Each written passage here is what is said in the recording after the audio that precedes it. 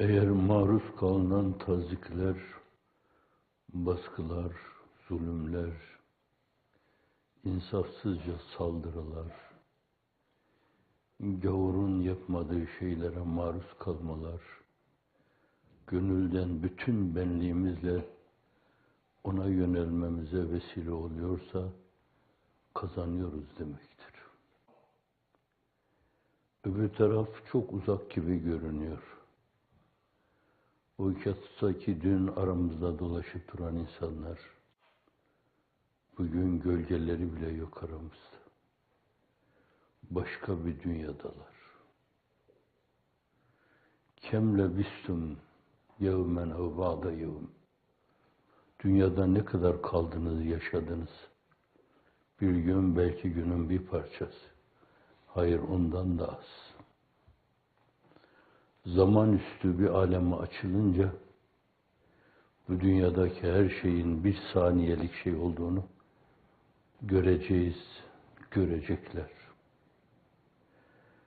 Burada ebedi kalacakmış gibi sadece dünyaya taparcasına balıklamasına onun içine saplanan insanlar, onun bir hiç olduğunu orada duyunca, görünce öyle bir ızdırap yaşayacaklar ki zannediyorum yine acıma size düşecek.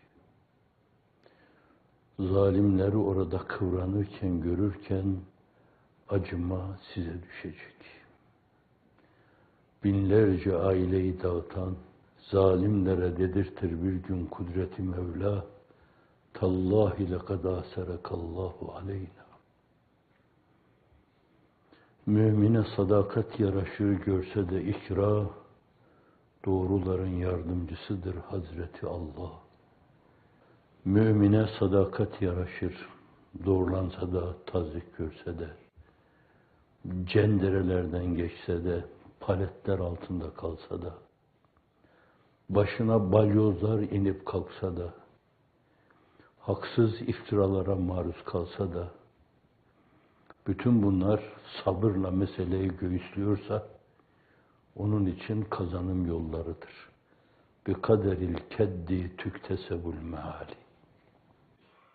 Allah Celle Celaluhu Hz. Eyyub Aleyhisselam'ı bir sabır kahramanı, sabır abidesi, "Ni'mel abd, ne güzel kul" demişse şayet, çektiği şeylerin sonunda onun o mevzuda dişini sıkıp sabretmesi sonucunda olmuş.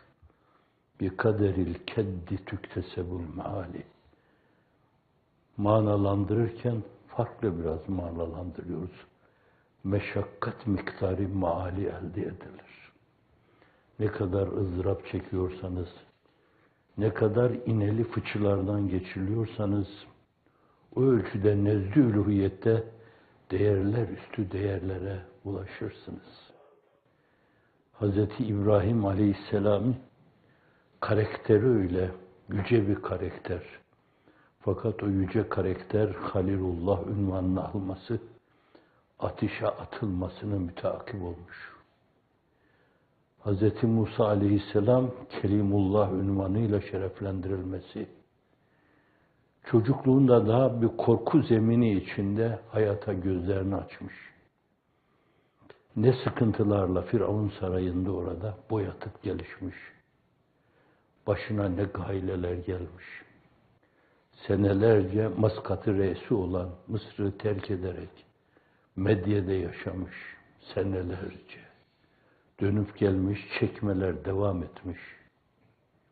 Ama Allah Celle Celaluhu onu muhatap olarak seçmiş ve Kitabullah ona Kelimullah demiş. Allah'la konuşan insan. Birine Ruhullah demiş. Az mı çekmiş? Sıradan bir insan gibi haşa, eşkıya tarafından, zalimler tarafından, çağın zalimlerine denk zalimler tarafından adım adım takip ediliyor. O da onların önünde kah orada, kah burada Nasıralı genç, hakkı dinlendiriyor. İnsanları Allah'a çağırıyor, davet ediyor.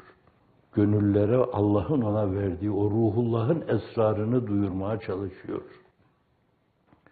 Ama en seviyesiz insanın maruz kaldığı şeylerin çok çok ötesinde daha derince şeylere maruz kalıyor. Ama Allah kendine yükseltiyor. Hayattayken bir yönüyle insanlığın iftihar tablosunu sevindirdiği vücudu necmi nuranisiyle, vücudu necmi nuranisi itibariyle öbür alemlere yükseltiyor ki onu o makamında, o konumunda Efendimiz sallallahu aleyhi ve sellem Miraç seyahatinde ziyaret ediyor bizzat. Onunla da görüşüyor. Çekmeyen yok onların içinde. Nuh Neciyullah, Hud aleyhisselam, Salih aleyhisselam. Çektikleri şeyler topyekun bir milletin başına balyoz gibi inse milleti ezer. O kadar şeye maruz kalıyorlar. Bunlar Allah'ın sevdiği kulları. Ama her devirde hayasız zalimler var. Zulmederken utanmayan talihsizler var. Ehli dalalet var. Ehli husran var. Ve bunlar karşısında iki kelimeyle olsun sesini yükseltmeyen dilsiz şeytanlar var. Seslerini yükseltirken bile zalimi alkışlama şeklinde sesini yükseltenler var. Etrafa zift saçanlar var. Bir manada çağın müsaadesi ölçüsünde ancak o kadar insanlar melek olabilir. Melekleşmiş insanları şeytan gibi gösterenleri alkışlayanlar var. Dünyayı bir yönüyle, dünyaya açılmak suretiyle marifle gözlerini açmaya çalışan insanlara ma-arifu ile üzerlerine giden densizler var, hayasızlar var, edepsizler var. Hiç eksik olmamış bunlar dünyanın hiçbir döneminde. İlk Ulul Azim peygamber Hazreti Nuh Aleyhisselam'la başlamış, Hazreti Adem'in çektiği başka şey. İnsanlığın iftihar tablosu sallallahu aleyhi ve sellem. Ona kadar o yolun yolcuları, peygamber yolunun yolcuları hep çekmişler. Her dönemde de farklı zift yuvaları olmuş. Şeytani fikirleri üreten merkezler olmuş. Diyalektik üreten, demagoji üreten, makyavelistçe fikirlerle hedeflerine varmak isteyen densizler olmuş. Bir tarafta çektirenler, bir tarafta da çekenler olmuş. Dünyada çekmişler ama fakat âlâ-i illiğini kemalata yükselmeleri için o bir vesile olmuş. Bi kaderil keddi tüktesebul meali. Meşakkat miktarı mahali elde edilir. Ne kadar çekiyorsanız, ne kadar sıkıntıya maruz iseniz, o ölçüde nezdü üluhiyette değeriniz, dereceniz var. Bu açıdan müteessir olmamak lazım. Kazanan Allah'ın izni inayetiyle siz ve sizin çizginizde hala sarsılmadan ayakta dimdik duran, dimdik durmayı temadiyle taçlandıran insanlar vazife ve misyonlarını edaya devam ediyorlarsa Allah'ın izni inayetiyle kazananlar onlar olacak. Öbür taraftakiler de ya leyteni, ya leyteni, ya leyteni ile homurdanıp duracaklar mı diyelim? Ya leyteni mırıldanıp duracaklar mı diyelim? Ya leyteni deyip keşkelerde teselli arayacaklar mı diyelim? Diyecekler, hiç tereddünüz olmasın. Uzak görülen o alem o kadar yakın ki burnumuzun dibinde adeta. Nasıl diyor? Ya men bi dünya iştegal. Ey kendini dünyaya salmış. İştegal kelimesiyle demek seçilen kelime dünya ile iştigali tabiatının derinliği haline getirmiş. Bir saray yetmez, bir tane daha olsun. Bir filo yetmez, bir tane daha olsun. Bir ton parayı bir yere kaçırma, adam bir tane daha olsun. Dünya ile öyle bir meşguliyete girmiş ki o meşguliyet tabiatının derinliği haline gelmiş. İnsanlığın iftihar tablosunun nur efşan beyanında 2 dağ altını olsa, aralarına otursa bunların bir üçüncüsünü isteyecek. Ya men bir dünya huştagal. İşte böylesine dünya ile iştigali, meşguliyeti tabiatının derinliği haline getirmiş. Öyle içtenleştirmiş ki onu, dünyadan başka bir şey görmüyor. Kella bel tuhibbunel acile ve tezerunel ahire. Hayır, hayır. Siz hemen acil olan şeyi, peşin olan şeyi tercih ediyorsunuz, seviyorsunuz. Ama sonradan verilecek şeyleri görmezlikten gelme körlüğüne kendinizi salıyorsunuz. Körlük çağlayanına salıyorsunuz ki kendinizi. Nebi Eli bile sizi çıkaramıyor oradan. Ebu Cehil gibi, Utbe gibi, Şeybe gibi, Kalib-i Bedre kadar sürüklenip gidiyorsun. Siz değil. Zavallı, kad garrahu tulul emel. Kendisini tul emel aldatmış. Şeytana garur diyor Kur'an-ı Kerim. Dünyanın aldattığını bahsettikten sonra şeytana garur diyor, aldatan, mübalağa kipi bir kelimeyle ifade ediyor. Çok yaman, yavuz bir aldatıcıdır.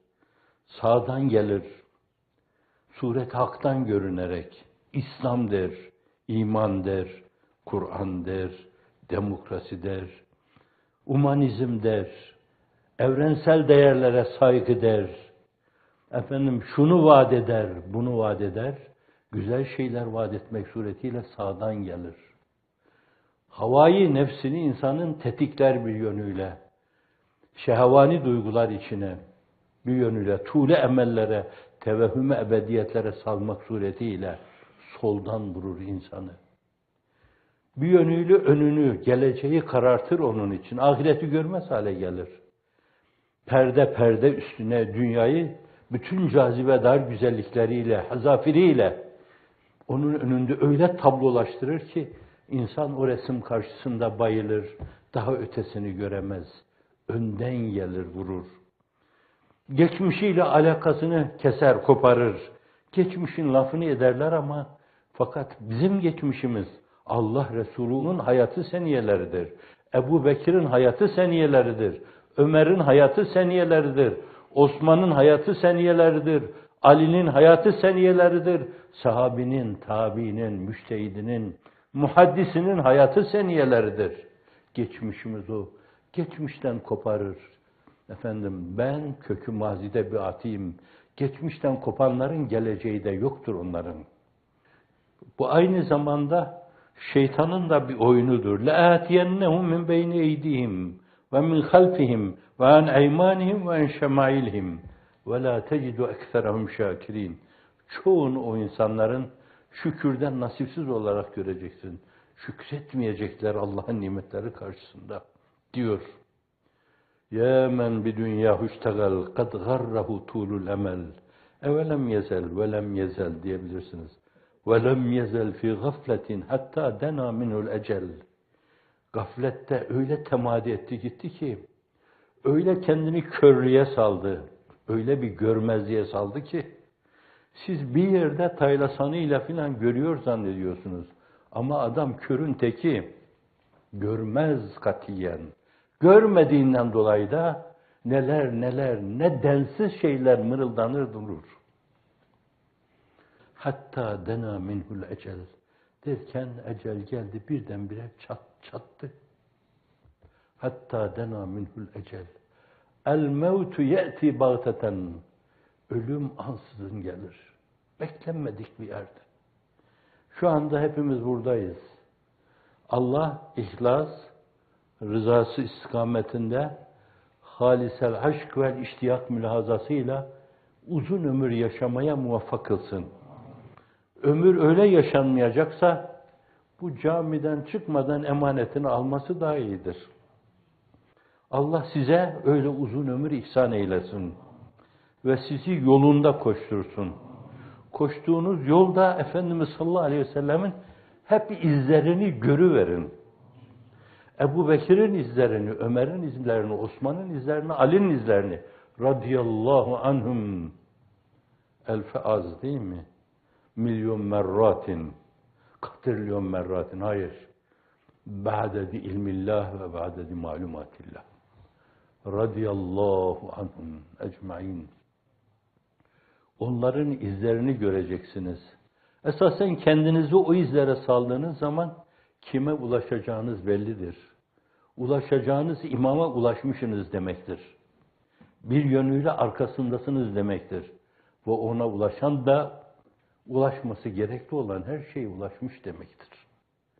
İhlasa da ulaşmış, rızaya da ulaşmış, iştiyakli kavlaha da ulaşmış, ulaşacak hiçbir şey kalmamıştır.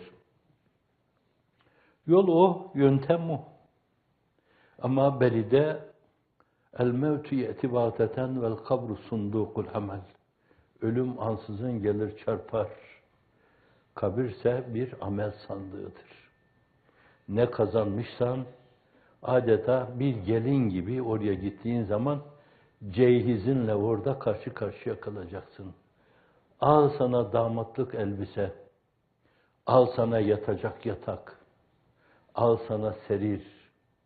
Bir böyle var, bir de bunun arkasında çok korkunç, ürküten bir bevar. Hafizanallahu minel buri vel bevar. Hiç zavallı farkına varmadan kendini bir gayya içinde bulur. Farkına varmadan. Yaptığı o zulümler, o müteessifane hadiseler öyle bir gayli olarak balyoz gibi tepesine iner ki 50 defa keşke dese de hiç fayda vermez. 50 defa. Cenab-ı Hak bizi samimi kulluktan ayırmasın. Haddimizi bilmeye bizi muvaffak kılsın. Tuğba limen harafe hadde ve lem yetecavez tavra.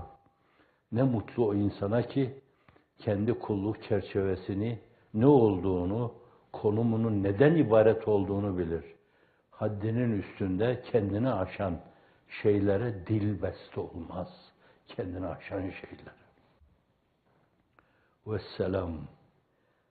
Çekme ne güzel şey. Çekenler çektirmeyecekler fakat öbür tarafta kazanacaklar. Çektirenler öbür tarafta çekecekler fakat kazanamayacaklar. Hepsi bundan ibaret. Çekenler burada çekecek fakat öbür tarafta kazanacaklar. Çektirenler kaybedecekler, hiçbir şey kazanamayacaklar. Hiçbir şey. Hiçbir şey. Muhterem efendim, Çağlayan dergisinin ilk baş yazısı olan Bir Küsuf Daha Sona Ererken başlıklı makalede toplumun içinde bulunduğu problemler sarmalı anlatılırken mefkuresizliğin yol açtığı nefsanilik de sayılıyor. Hizmet gönüllülerine bakan yönüyle mefkuresizlik ile nefsanilik arasındaki münasebeti lütfeder misiniz? Evet, inşallah ümidimiz, recamız bir küsuf daha sona eriyor. Güneşe perde çekilmez. Ara sıra bir küsuf husuf olsa da bazen o araya giriyor, bazen de öbürü araya giriyor. Küre-i arz araya giriyor, bir şey oluyor. Kamer araya giriyor, bir şey oluyor. Belki başkaları araya giriyor, bir şey oluyor.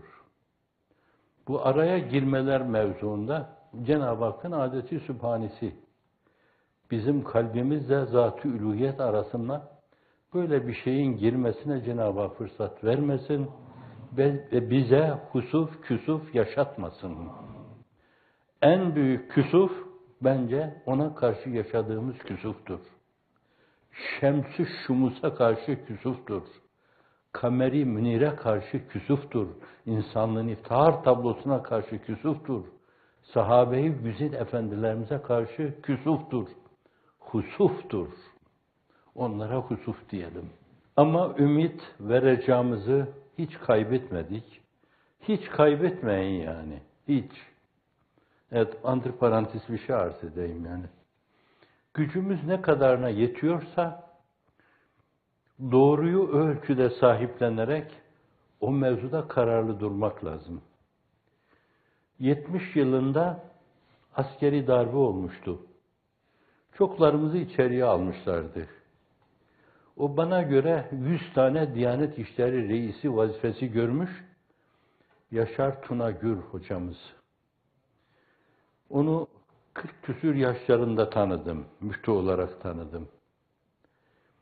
Kürsülerde sözünden daha çok gözyaşı, ağlamaları ve hicranı vardı. Ve cemaati şakır şakır ağlatmaları vardı. Ve beni kendisine meftun eden şeylerden birisi de buydu. Hakperestti. Ama bu insanı bile bugün hala o gün o sorumluluğu üzerine alanlardan hayatta olan insanlar var. Bir Diyanet İşleri Başkan Yardımcısını Çorum'a vaiz olarak tayin ettiler. Askeri darbe, bu da sana çok. Ne hakkın var, sen vaiz oluyorsun dediler. Fakat bugünkü şenaat denaat yoktu. Meseleler ferdi planda. Suçun hukukun ifadesiyle, İslam hukukunda da öyledir, modern hukukta da öyledir. Suçun şahsiliği, esprisine bağlı götürülüyordu. Mesela Kıtmir'i içeri aldılar ama ya sen falanlar, siz de bunun yeğenisiniz. Gel bakalım Masar, gel bakalım Kevser, gel bakalım Selman, gel bakalım Süleyman.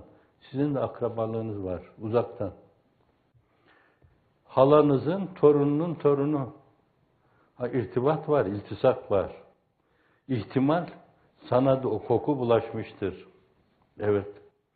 Böyle bir Yezid adaleti, bir Haccac adaleti. Niye zulüm demedim? Ağzımı bozmamak için. Onu da oradan alıyor, kendinden dinlemiştim. Ankara'da içeriye alıyorlar. Tevkifhaneye alırken aynı zamanda hani Kıtmir'in de bıyıklarını da kestiler, saçları da kestiler. Ben bekliyordum ki makinenin kaşlarıma ne zaman geleceğini. Neyse ki lütfettiler, thank you very much. Kaşlarımı bağışladılar.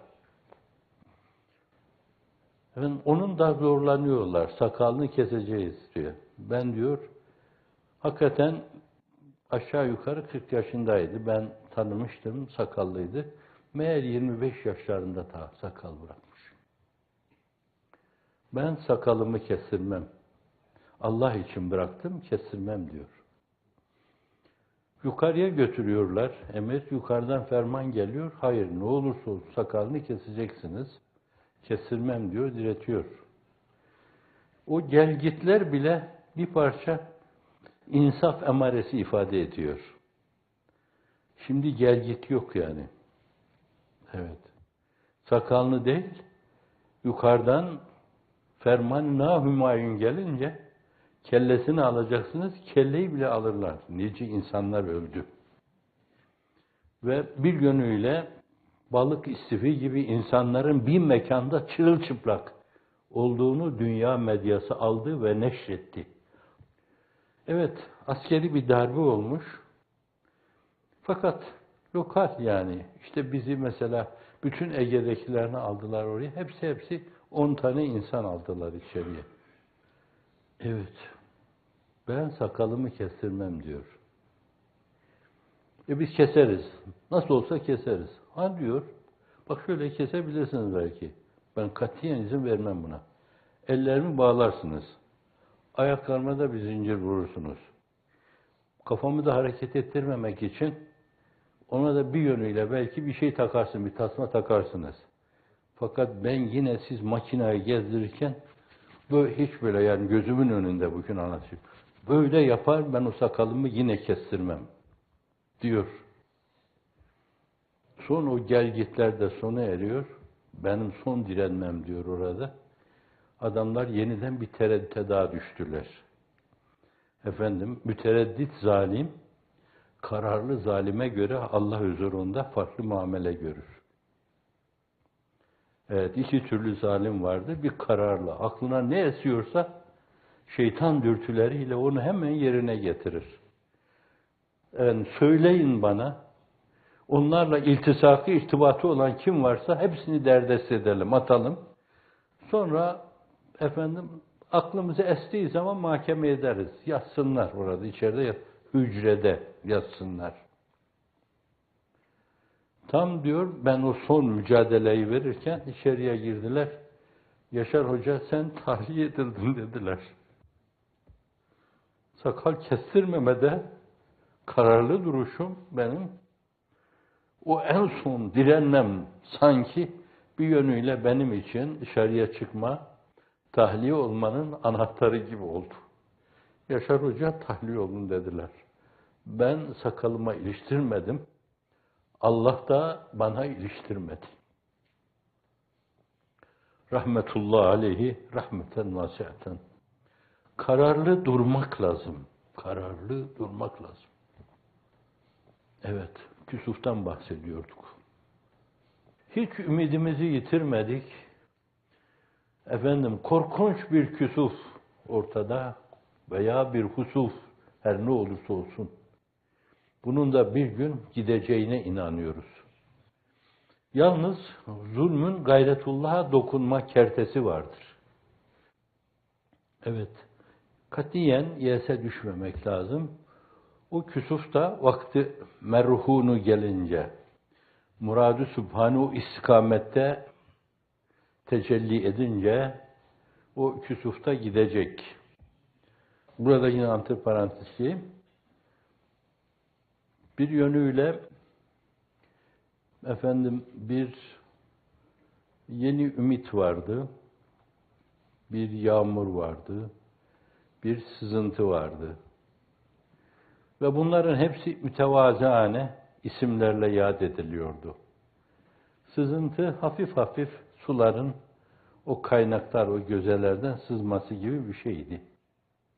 Bir gün geldi, kendi keyfiyeti, kendi çizgisi açısından dünyada birinci, ikinci, üçüncü sırada yerini aldı.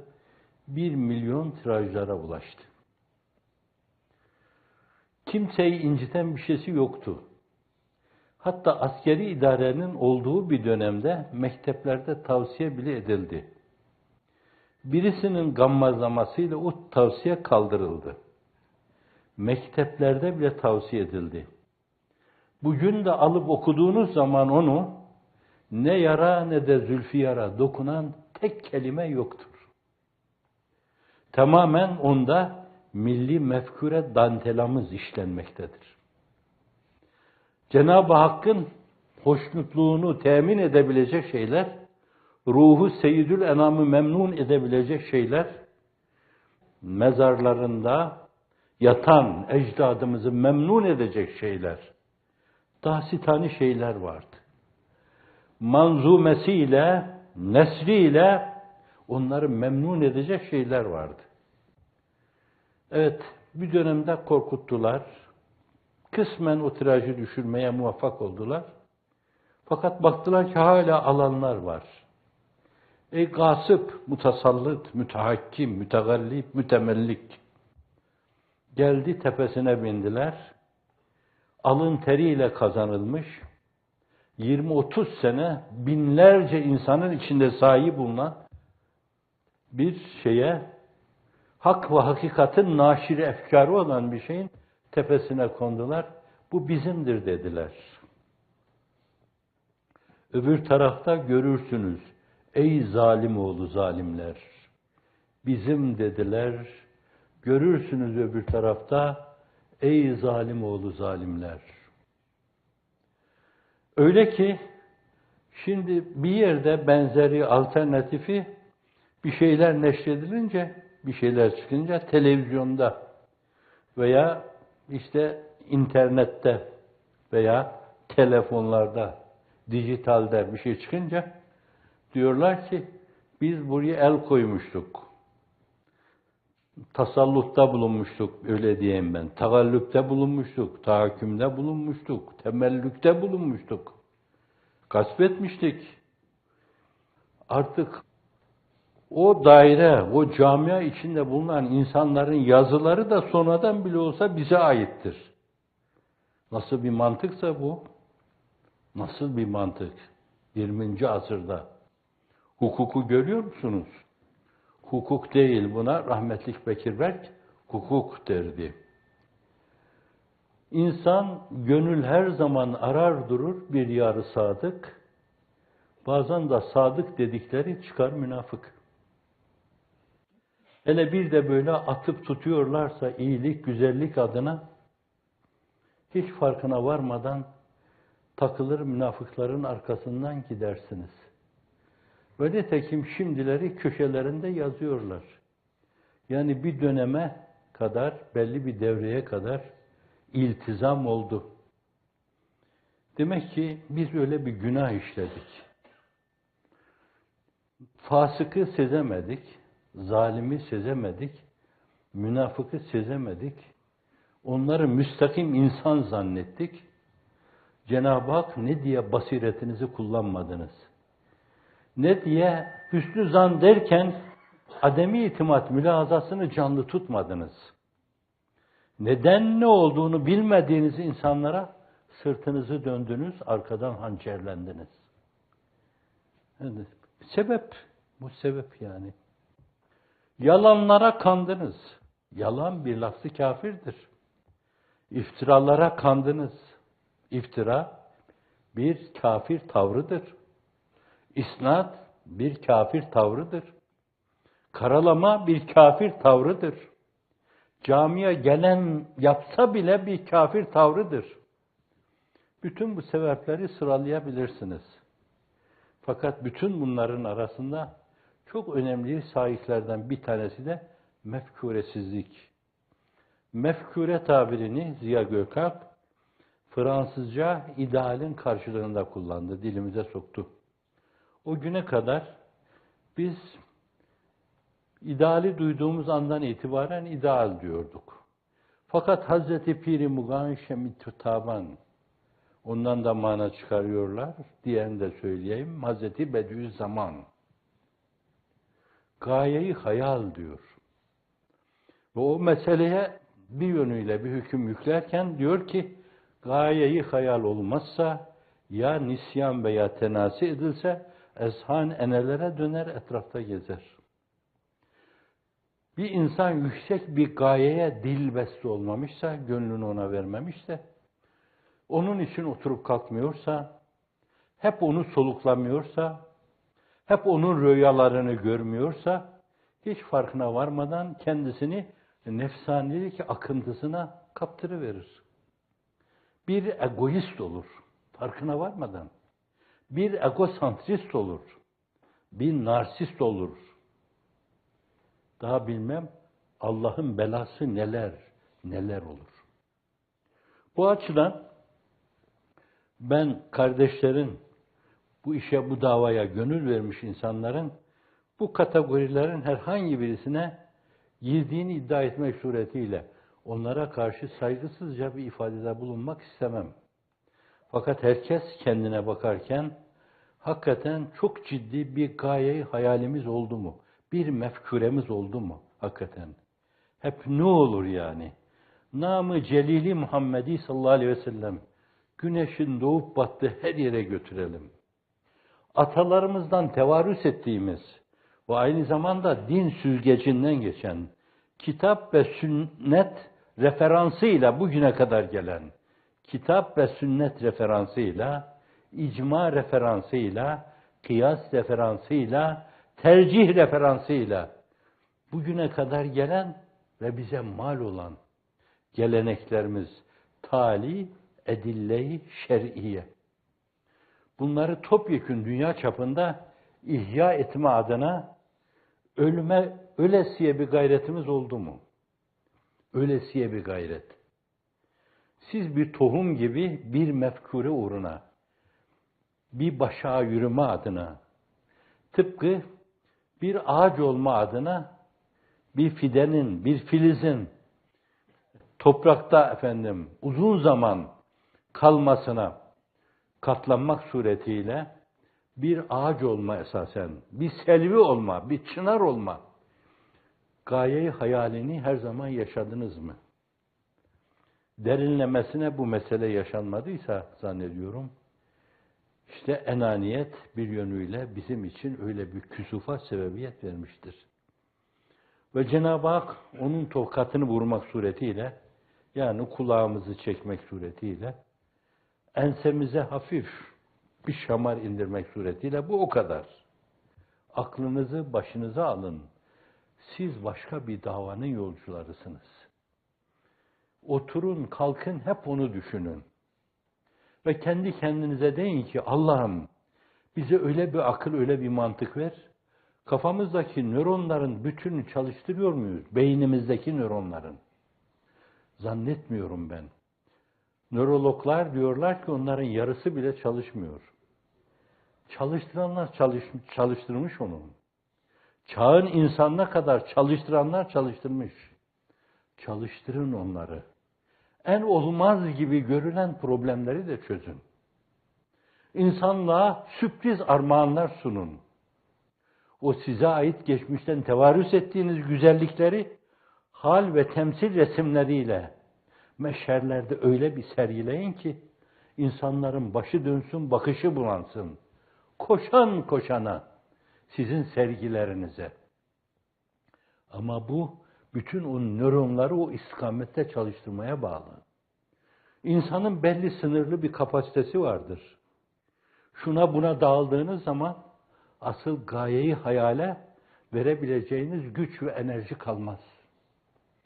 Güç ve enerjinizi onu bir yönüyle o güç enerji sistemini bütünüyle çalıştırarak en önemli hayati noktaya teklif etmek, konsantre olmak suretiyle bence onu elde etmeye bakın. Biz o mevzuda size demem de benim gibi adamlar, bir arkadaşımız bana diyor ki ben öyle hep mesele üzerinize aldığınızdan dolayı çok üzülüyorum yani. Bu mevzunun tek günahkarı siz değilsiniz. Ama ben mevzunun önemli bir günahkarı kendimi görüyorum. Neden beynimin nöronlarını bütünüyle çalıştırmadım? Neden münafıka münafık diyemedim? O teşhisi koyamadım. Neden zalimi başta keşfedemedim? Edemedim. Hüsnü zannına binaen bütün arkadaşlarımızın mesailerine adeta bir kerte vurdurdum. Ben kendi kendimi sorguluyorum. Çok samimi söylüyorum. Başımı Rabbime en yakın olunan hal, secde hali yere koyduğum zaman Rabbena la tuâkhizna in nesînâ ve ahtâna ve la tuazzibna bi zunûbina ve la tuazzibna bi zunûbina. Ben ettim ya Rabbi çok defa içimden kelam-ı nefsiyle. Hanefi mezhebine göre bir yönüyle meşhur mütevatir olmayan şeyler namazda söylenmez. Ama çok defa bir yönüyle dilim onu kıpırdanıyor. Ben ettim ya Rabbi, sen etme diyorum. Benim günahlarımdan, hatalarımdan dolayı o masum, tamamen inanmış, kendini bu işe adamış insanlara çektirme. Kadın, erkek, çoluk, çocuk zindanlarda, sürgünlerde, ihtifalarda, yurt içinde, gaybubetlerde aç, susuz, sefil, gavurun reva görmediği şekilde olmayacak şeylere reva görülmüş olarak o mazlumlar, o mağdurlar, o mahcurlar, o muhtefiler, o farlar, yani firar edenler. Eğer benim yüzümdense Rabbim benim günahım dağlar cesametindedir. Senin rahmetinden ümidini kesmiyorum. Ger günahım gühi kaf olsa ne gam ya celil. Rahmetin bahrına nispeten ennehu şeyun kalil. Yine de senin rahmetinden ümidimi kesmiyorum ama fakat vebalimin büyüklüğü karşısında da eziliyorum, eziliyorum, eziliyorum, eziliyorum. Bence size düşen şey de esasen vicdanınızda o ızdırabı duymak. Bu ızdırabı duyarak Cenab-ı Hakk'a teveccüh etmek, Süfyan İbni Uyeyne'nin ifadesiyle bazen muzdarip bir gönlün inlemesiyle Allah bütün bir ümmeti bağışlar. Bazen muzdarip bir gönlün inlemesiyle Allah bütün bir ümmeti bağışlar. Gelin Allah için hep beraber inleyelim. Zalimlerin def-ü refi için, zulüm adına ellerini size uzatanların, ellerini doğruya, müsbete, pozitif şeylere döndürmeleri, döndürmemede inat ediyorlarsa onları kırmaları adına, kırıp yüzlerine vurmaları adına Cenab-ı Hakk'a tazarru ve niyazda bulunalım. Bulunalım. Binlerce mazlum, binlerce mağdur, binlerce mahcur, binlerce müttehem, terör örgütü ittihamıyla, Fırak-ı Dahle ittihamıyla, paralel ittihamıyla, irtidat etmişler ittihamıyla, müttehem ve dolayısıyla ezilen binlerce insan, binlerce insan, sağa sola sığınan, başını sokacak yuva bulamayan binlerce insan, Cenab-ı Hak bu ızdırabı bir an evvel savsın. Buna mefkûresizliğimiz, gaye hayalimizin olmaması, idealsizce bir an yaşamamız sebebiyet vermişse şayet, o yırtığı yamamak da bize düşer. O arızayı gidermek bize düşer. O tahribatı tamir etmek bize düşer. Ama unutmayın, اَذْظَالِمُ سَيْفُ اللّٰهِ يَنْتَقِمُ بِهِ اللّٰهِ ثُمَّ يُنْتَقَمُ مِنْ. Zalim bir Allah kılıcıdır. Allah onunla intikam alır. Tedip eder, kulak çeker, şefkat tokatı vurur. Fakat sonra döner, zalimden de intikam alır.